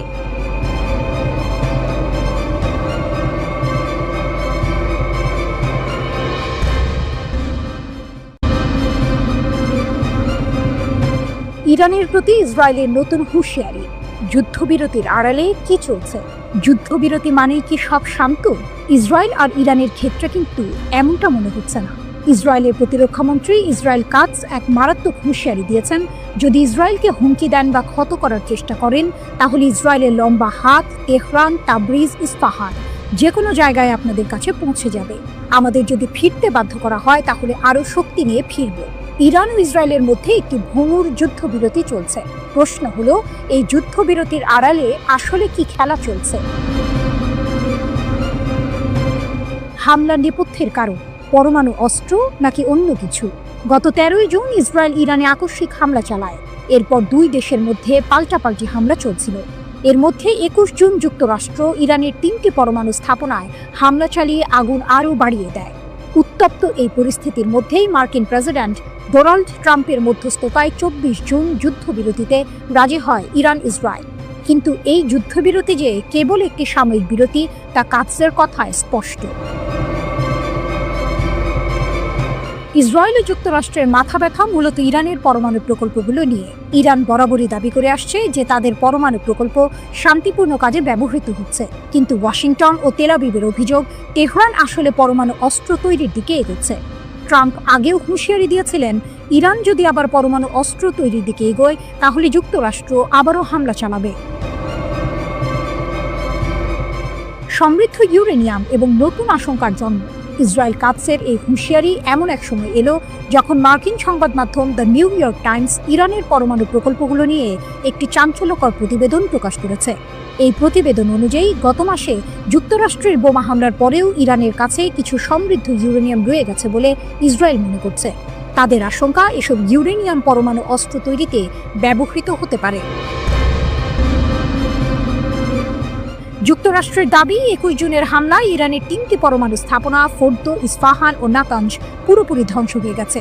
মার্কিন প্রতিরক্ষা দপ্তরের মুখপাত্র শন পার্লেন জোর দিয়েই বলেছেন, তারা ইরানের পারমাণবিক কর্মসূচিকে 1 থেকে 2 বছর পেছনে ঠেলে দিয়েছেন। কিন্তু ইসরায়েলের হিসাব ভিন্ন।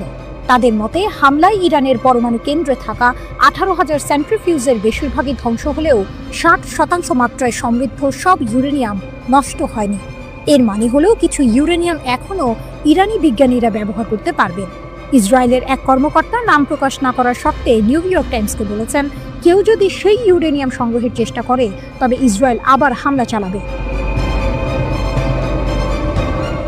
ইসরায়েলের ওই কর্মকর্তা আরও একটি বিস্ফোরক তথ্য দিয়েছেন। তাদের বিশ্বাস, 10 মাস আগে হিজবুল্লাহ নেতা হাসান নাসরুল্লাহ নিহত হওয়ার পর ইরান জোরে সোরে পরমাণু বোমা বানানোর চেষ্টা চালাচ্ছে। এই সংক্রান্ত প্রমাণ নিয়ে যুক্তরাষ্ট্র ও ইসরায়েলের মধ্যে আলোচনা হয়েছে। এরপরই গত 13 জুন ইরানের ওপর হামলা চালানোর পরিকল্পনাকে এগিয়ে নেয় ইসরায়েল। ইসরায়েল ও যুক্তরাষ্ট্রের হামলার জেরে জাতিসংঘের আন্তর্জাতিক পরমাণু শক্তি সংস্থা IAEA এর সঙ্গে ইরানের সম্পর্ক খারাপ হয়েছে। ইরানের প্রেসিডেন্ট মাসুদ পেজেশকিয়ান সংস্থাটিকে পক্ষপাতদুষ্ট বলে অভিযোগ করেছে। তিনি বলেছেন, ইরানের পরমাণু প্রকল্পগুলো নিয়ে IAEA কাজ করতে চাইলে তাদের দ্বিমুখী নীতি ত্যাগ করতে হবে।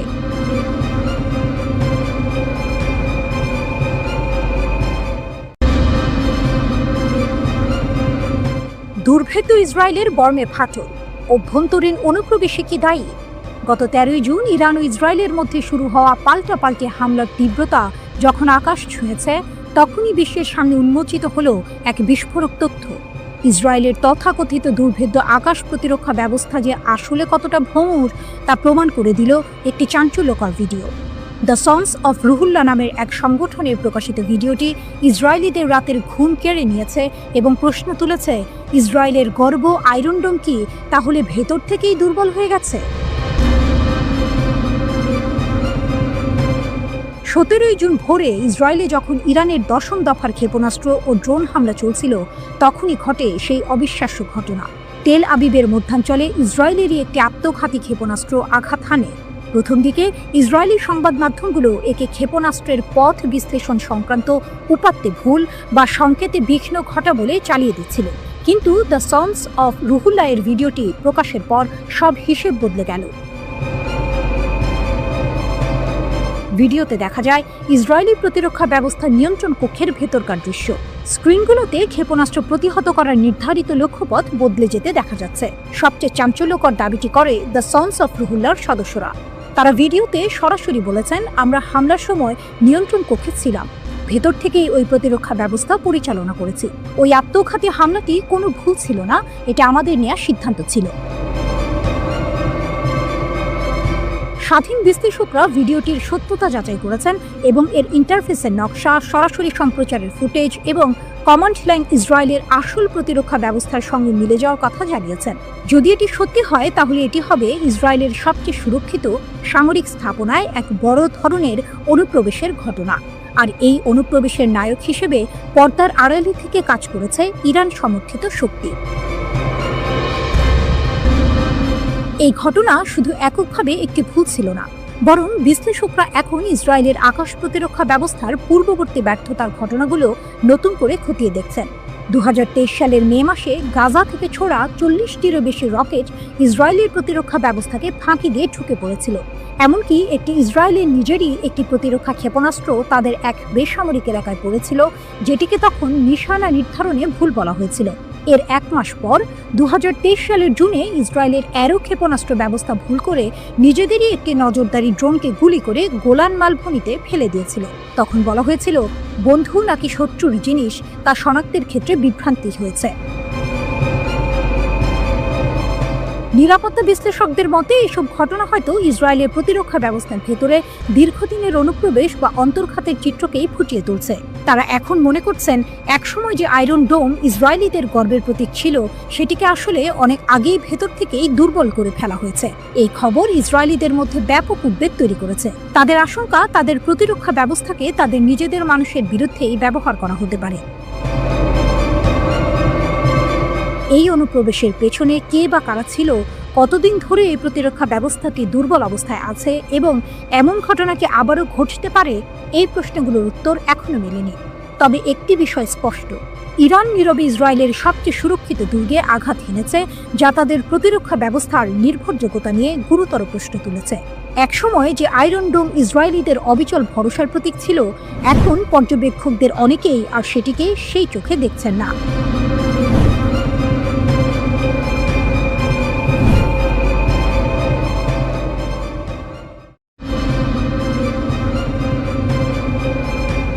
যুদ্ধবিরতির আড়ালে চীনের ক্ষেপণাস্ত্র পেল ইরান।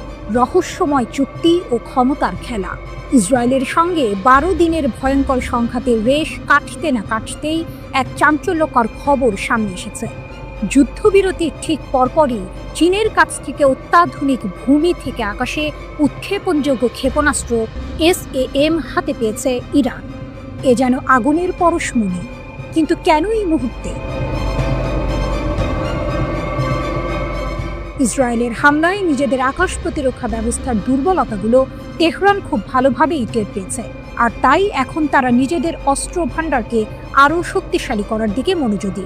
ঘটনাটা আরও রহস্যময় হয়ে ওঠে যখন একজন আরব গোয়েন্দা কর্মকর্তা মিডল ইস্ট আইকে জানান, গত 24 জুন ইরান ইসরায়েল যুদ্ধবিরতির পরেই এই চীনা ক্ষেপণাস্ত্র ব্যবস্থা তেহরানে পৌঁছেছে।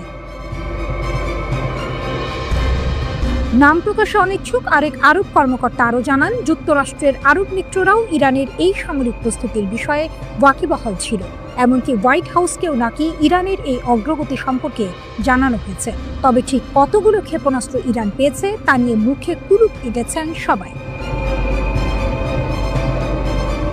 রহস্য আরও দানা বাঁধে যখন একজন কর্মকর্তা ফাঁস করেন ইরান নাকি তেলের বিনিময়ে এই ক্ষেপণাস্ত্রগুলো কিনেছে।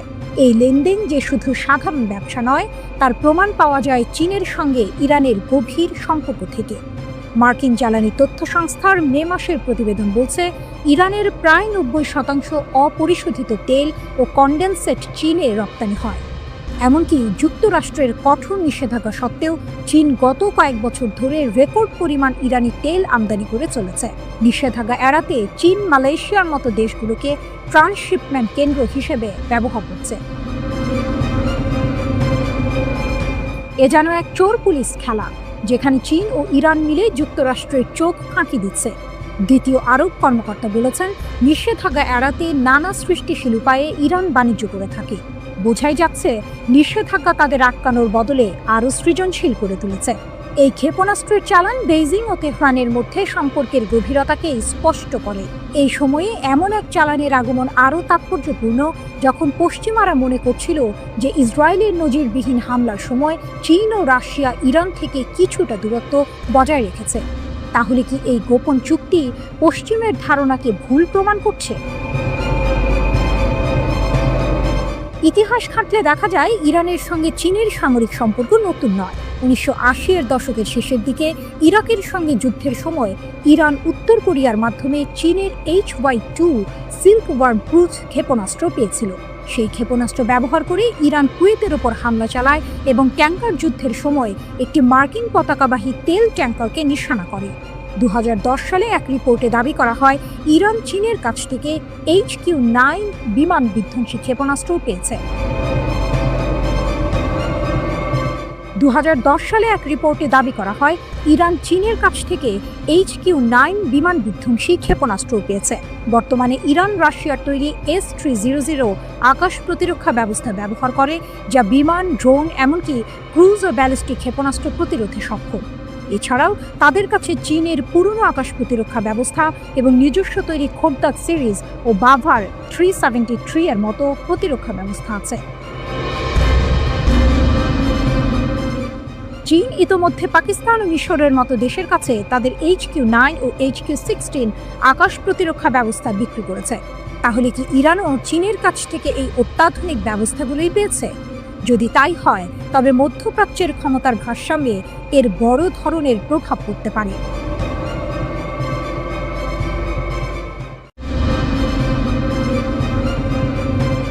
ইসরায়েল যুদ্ধ চাইছে আর ইরান আছে পূর্ণ প্রস্তুতিতে।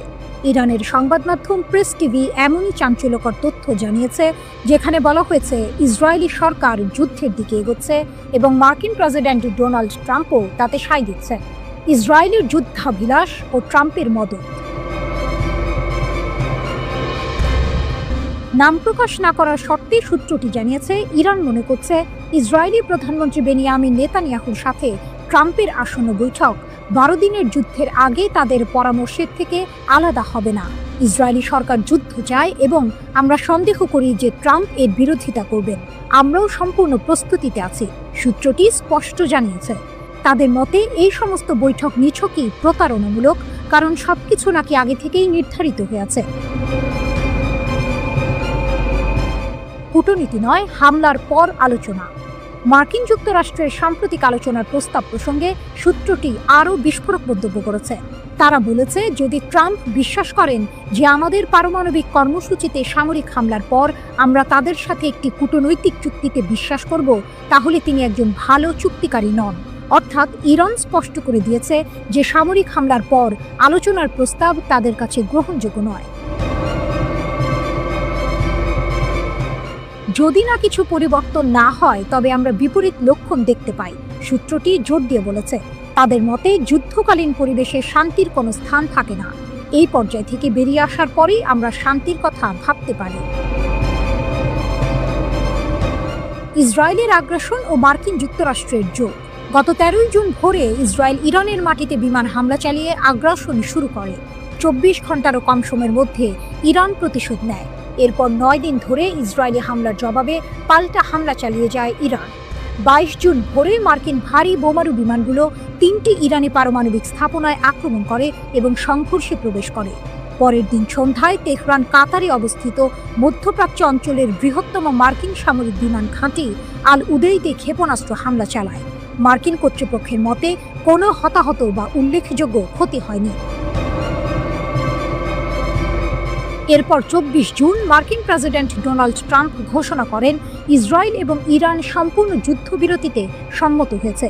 তবে এই যুদ্ধবিরতি কি আসলেই স্থায়ী হবে? প্রেস টিভির প্রতিবেদনে দাবি করা হয়েছে, ইসরায়েল যুদ্ধ চাইছে, তবে ইরানও চুপচাপ বসেনি। ইসলামিক রিভলিউশনারি গার্ড কর্পস IRGCর একজন উপদেষ্টা বলেছেন, ইরানের এখনও 2 বছর ধরে প্রতিদিন ইসরায়েলি ক্ষেপণাস্ত্র হামলা চালানোর মতো পর্যাপ্ত সামরিক সক্ষমতা রয়েছে। তিনি বলেন, বর্তমানে আমাদের গুদাম, ভূগর্ভস্থ ক্ষেপণাস্ত্র ঘাঁটি এবং সুযোগ সুবিধা এত বিশাল যে আমরা এখনও আমাদের বেশিরভাগ প্রতিরক্ষা ক্ষমতা এবং কার্যকর ক্ষেপণাস্ত্র প্রদর্শন করতে পারিনি। IRGC উপদেষ্টার ভাষ্য, ইসরায়েল এবং আমেরিকার সাথে যুদ্ধের ক্ষেত্রে আমরা যদি 2 বছর ধরে প্রতিদিন তাদের দিকে ক্ষেপণাস্ত্র ছুঁড়ে মারি, তবুও আমাদের স্থাপনাগুলো খালি হবে না।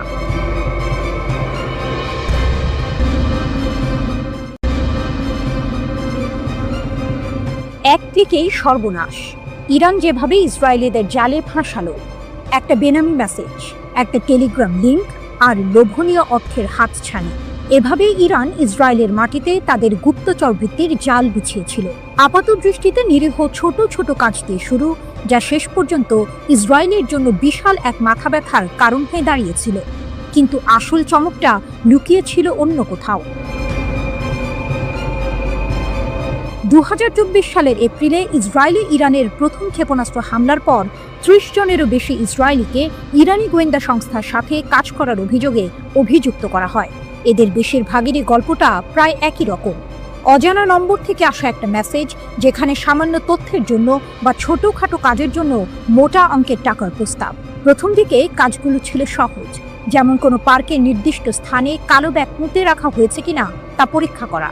এর জন্য মিলত প্রায় $1000 মার্কিন। এরপর যখন লোভের পাল্লা ভারী হতে শুরু করলো, তখন এলো আরও বিপজ্জনক কাজের প্রস্তাব। আদালতের নথি থেকে জানা যায়, গত 1 বছর ধরে ইরানের এই গুপ্তচর বৃত্তির চেষ্টা খুব একটা ফলপ্রসূ হয়নি। তারা ইসরায়েলের উচ্চপদস্থ কর্মকর্তাদের হত্যা করার যে আকাঙ্ক্ষা করেছিল তা পূরণ করতে পারেনি। তবে তাদের কৌশল ছিল মারাত্মক কার্যকর। এত বেশি ইসরায়েলি সাধারণ অভিযান চালাতে রাজি ছিল যে কৌশলগতভাবে গুরুত্বপূর্ণ স্থানগুলির তথ্য সংগ্রহের জন্য গুপ্তচর বৃত্তি অভিযান সফল হতে পারত, যা পরবর্তীতে ইরানি ব্যালিস্টিক ক্ষেপণাস্ত্রের লক্ষ্যবস্তুতে পরিণত হতো। যোগাযোগের পদ্ধতি ছিল বেশ সহজবোধ্য। একটি টেক্সট মেসেজ, যার প্রেরক নিজেকে সংবাদ সংস্থা হিসেবে পরিচয় দিত। মেসেজে প্রায়শই যুদ্ধ সম্পর্কিত তথ্য চাওয়া হতো এবং বলা হতো, আমরা তা কিনতে প্রস্তুত। অন্য একটি মেসেজে আরও সরাসরি বলা হয়েছিল, একটি স্বাধীন জেরুজালেম মুসলমানদের একত্রিত করে, যুদ্ধ সম্পর্কে আমাদের তথ্য পাঠান। এরপরই আসতো টেলিগ্রাম অ্যাপের একটি লিঙ্ক, যেখানে নতুন করে কথোপকথন শুরু হতো। মজার বিষয় হলো, এই কথোপকথনে ইসরায়েলি নাম ব্যবহার করা হতো এবং সহজ কাজের বিনিময়ে অর্থের প্রস্তাব দেওয়া হতো। যদি কেউ আগ্রহ দেখাতো, তাহলে তাদের পেপ্যাল বা ক্রিপ্টোকারেন্সির মাধ্যমে টাকা নেওয়ার জন্য একটি অ্যাপ সেট আপ করার পরামর্শ দেওয়া হতো। 29 সেপ্টেম্বর গ্রেপ্তার হওয়া এক সন্দেহভাজনের ঘটনা ছিল চমকপ্রদ। তাকে একটি পার্কে গিয়ে একটি কালো ব্যাগ পুঁতে রাখা হয়েছে কিনা তা পরীক্ষা করতে বলা হয়েছিল। ব্যাগটি ছিল না, কিন্তু নিয়োগকারী একটি ভিডিও পাঠিয়ে তা প্রমাণ করেছিল এবং তাকে $1000 মার্কিন দেওয়া হয়েছিল। এরপর তাকে লিফলেট বিতরণ, পোস্টার লাগানো বা গ্রাফিতি স্প্রে করার মতো কাজ দেওয়া হয়েছিল, যার বেশিরভাগই ছিল ইসরায়েলি প্রধানমন্ত্রী বেনিয়ামিন নেতানিয়াহুর বিরুদ্ধে অবমাননাকর স্লোগান। এরপর এলো আরও সংবেদনশীল কাজ, ছবি তোলা। আজারবাইজান বংশোদ্ভূত এক ইসরায়েলিকে দেশের বিভিন্ন স্পর্শকাতর স্থাপনার ছবি তোলার জন্য ভাড়া করা হয়েছিল। এমনকি এই কাজকে সে পারিবারিক ব্যবসায় পরিণত করেছিল। সে তার আত্মীয়দের হাইফা বন্দরের সুবিধাগুলোর ছবি তুলতে সাহায্য করেছিল, যা পরে ইরানি ক্ষেপণাস্ত্রের আঘাতে ক্ষতিগ্রস্ত হয়। 72 বছর বয়সী মরতে চাই মতি মামান এর ঘটনাটি ছিল আরও নাটকীয়। তার অর্থের প্রয়োজন ছিল এবং তুরস্কের 2 ব্যবসায়ী ভাইয়ের মাধ্যমে তার পরিচয় হয় এডি নামের এক ইরানি ব্যবসায়ীর সাথে। এডি শুকনো ফল এবং মশলা আমদানি করত। মামানকে সাইপ্রাস হয়ে সামান্দাগে উড়ে যেতে বলা হয়। এরপর তাকে তুরস্কের ইউকসেকোভা শহরে নিয়ে যাওয়া হয়, যেখানে সে একটি হোটেলে ছিল। এডি মামানকে জানায় যে ইসরায়েলিদের ইরানে পাচার করার একটি উপায় আছে। মামান রাজি হয় এবং একটি ট্রাকে লুকিয়ে ইরানে প্রবেশ করে। সেখানে এডি এবং একজন দ্বিতীয় ইরানি কর্মকর্তা মামানের সাথে একটি বিলাসবহুল হোটেলে দেখা করে এবং 3টি কাজের জন্য তাকে $1000 প্রস্তাব দেয়। ইসরায়েলের নির্দিষ্ট স্থানে টাকা বা বন্দুক রেখে আসা, জনাকীর্ণ স্থানের ছবি তোলা এবং অন্যান্য এজেন্টদের হুমকি দেয়া, যারা শত্রুতাপূর্ণ মিশন পরিচালনার জন্য ইরান থেকে তহবিল পেয়েছিল, কিন্তু আসলে তাদের মিশন সম্পাদন করেনি।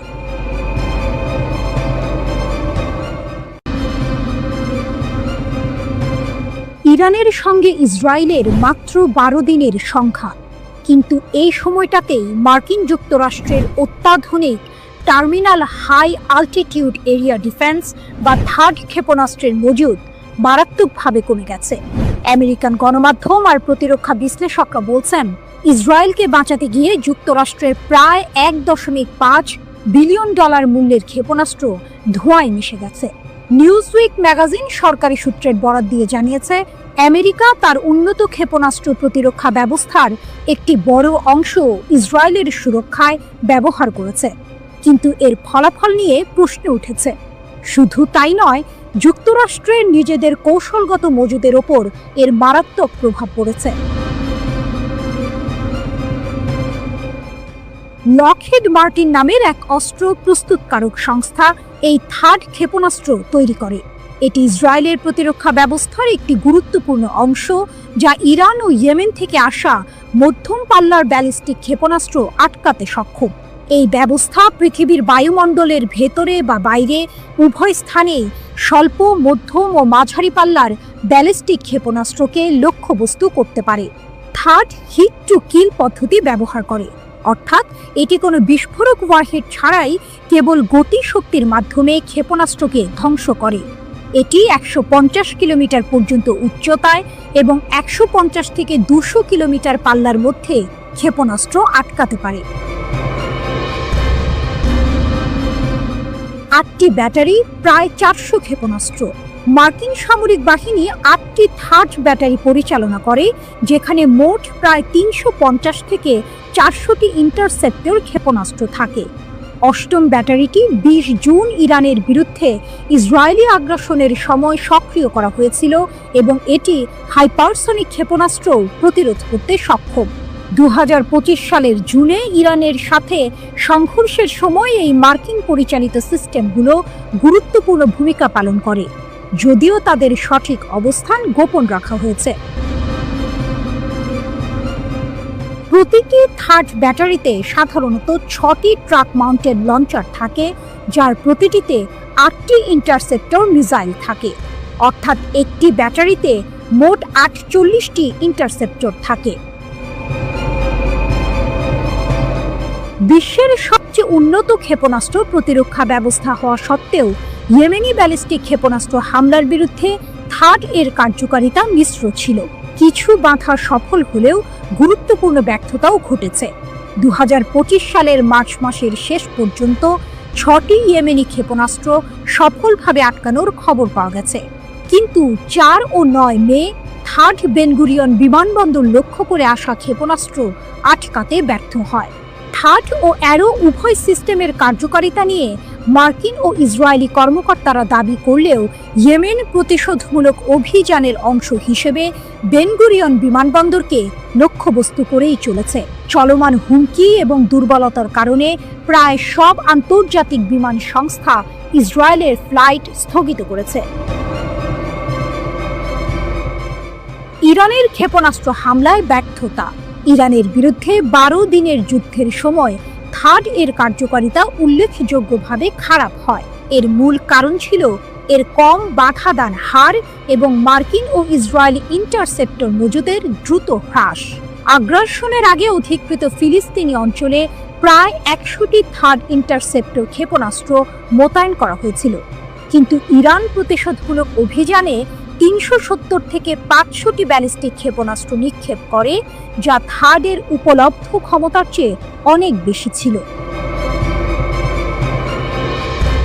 যুদ্ধের প্রথম দিকে ইরান ইচ্ছাকৃতভাবে শত্রুর বিমান প্রতিরক্ষা ব্যবস্থা শেষ করার জন্য পুরনো তরল জ্বালানিযুক্ত ব্যালিস্টিক ক্ষেপণাস্ত্র ব্যবহার করে। ইসরায়েলের ইন্টারসেপ্টর সরবরাহ যখন উল্লেখযোগ্যভাবে কমে যায়, তখনই তারা আরও উন্নত ও কৌশলগত ক্ষেপণাস্ত্র ব্যবহার করে। জর্ডানের আলোকচিত্রী জায়েদ এম আল আব্বাসির একটি ওপেন সোর্স বিশ্লেষণ অনুমান করেছে যে ইসরায়েল 20টিরও বেশি ইরানি ক্ষেপণাস্ত্র ব্যারেজের মধ্যে মাত্র একটিতে 39টি থার্ড, 34টি অ্যারো 3 এবং 9টি অ্যারো 2 ইন্টারসেপ্টর ব্যবহার করেছে। ইন্টারসেপ্টর ব্যবহারের এত উচ্চ হারের কারণে বিশ্লেষকরা মনে করেন যে সংঘাতের প্রথম 4 থেকে 5 দিনের মধ্যে থার্ড ব্যাটারিগুলো সম্ভবত তাদের ক্ষেপণাস্ত্র সরবরাহ শেষ করে দিয়েছে। ইসরায়েলি সংবাদ মাধ্যম হারেজ ইসরায়েলি সামরিক সূত্রের বরাত দিয়ে জানিয়েছে যে প্রায় 200টি আমেরিকান এবং ইসরায়েলি ইন্টারসেপ্টর ক্ষেপণাস্ত্র উৎক্ষেপণ করা হয়েছে, যার আনুমানিক ব্যয় 5 বিলিয়ন শেকেল, প্রায় $1.5 বিলিয়ন।